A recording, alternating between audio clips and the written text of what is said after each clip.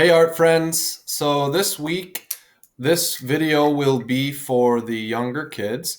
And what we're going to be doing is something we did for the bingo activity, but not everyone did it, and it's such a great project and it's so much fun, especially for our younger kids at McNamara, that I'm going to do it for the whole week's assignment this week. So it's called blind contour drawing. Contour drawing is just a drawing with a lot of lines describing the shape of things, instead of shading and drawing things in that way. And it's really, really fun, and it almost becomes like a game. So I'm going to show you two ways to do it. Well, I'm going to explain one way, but I'm going to show you how I'm going to do it.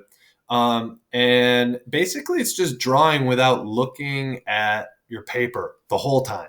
Okay, so it's supposed to come out really weird. That's the whole point of it. Okay, now you're gonna see that I have one of my favorite possessions. I know it might seem silly, but this mug here was bought for me by a loved one, and this mug is actually really special because it's made by a famous potter named Perry Hass, and he is a professional potter. He sells these. These are like works of art, for a lot of money. Okay, I spent a lot of money on this mug, about $100 just on this small mug, because it's handcrafted and made by someone who makes really, really professional grade pottery. Okay, now you can see the handle's really weird looking, and I just love the general shape of it. I love the colors and the way it's spotted like this. He actually wedges all these little stones into the clay, and when he fires it, they all melt and they create this kind of Dalmatian spotted effect. And he's just an amazing potter. He throws a really good work. It lasts a lifetime, and it's really cool. So I'm going to look at this mug from my view, from up here, and I'm going to draw it without looking at my paper. I'm going to keep my eyes fixed on my object that I'm drawing the whole time. Okay, just really force yourself to do that. Okay, so I'm from up here, and I'm just going to do my best to create what I see. The other really important thing about the blind contour drawings is that you don't let your hand move off of the paper. Okay, so I got a pretty good first shape of it, but I'm going to try again. So I'm just going to redraw the same mug on the same piece of paper, and I'm going to see how this one turns out. Again, I'm not lifting my pen off the paper. Okay, and there we go. All right, so let's see. I used a permanent marker because, like I said last week, I don't really have a pencil anymore. So really easy, really simple. This one right here definitely gets the shape down more, but I really like the handle on this one a lot more.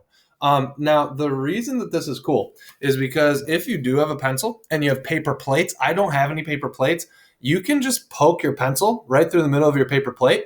And then guess what? When you're drawing on your paper, the paper plate's going to be covering it, so you can't look at your paper at all. Okay, and this is a really good trick if you are like a kindergarten or first grade artist making this. It's really hard not to look at what you're drawing. It's not your fault. It's our brains. It's their fault.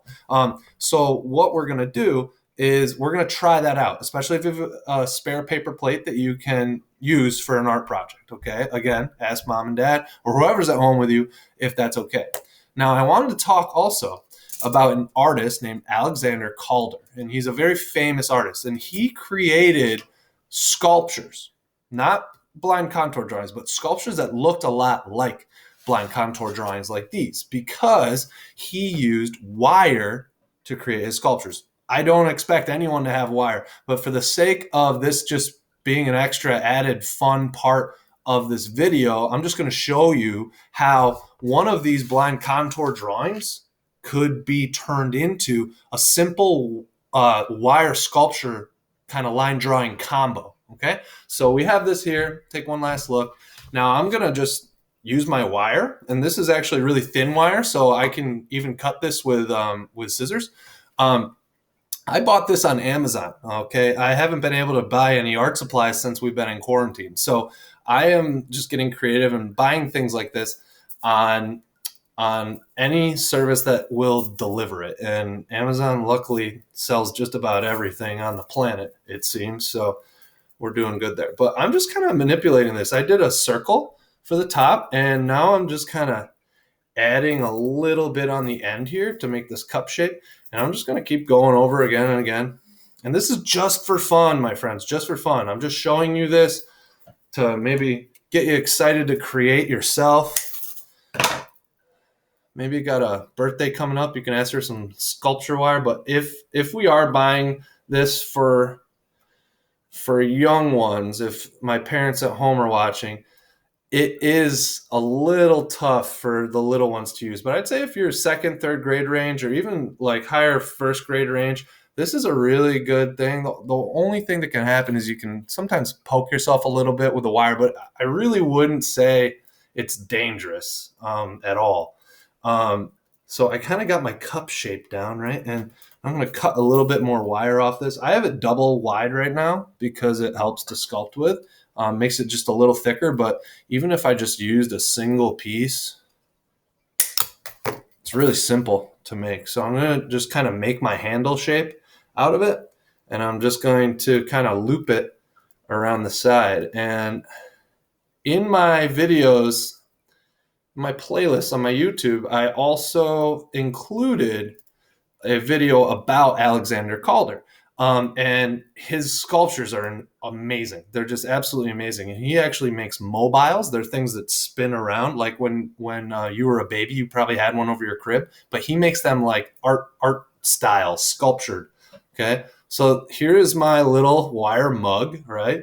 Just like I have my little mug next to me, right?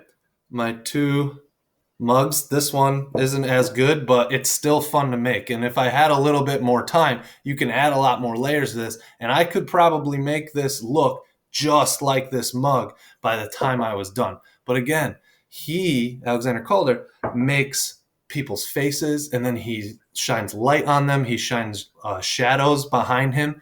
And he makes really, really cool stuff. I really hope that you get a chance to check out his artwork, and I hope you have a lot of fun trying to make your blind contour drawings this week. You don't have to settle with just one. In fact, I'd really like us to make a few more than just one drawing, because this will take you only a few seconds to make one blind contour drawing.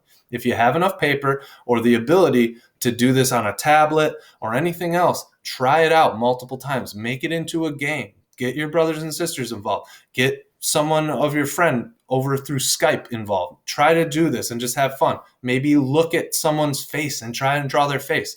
Have fun with the activity this week, my friends, and I appreciate you so much for tuning in. Thanks again, and have a great day.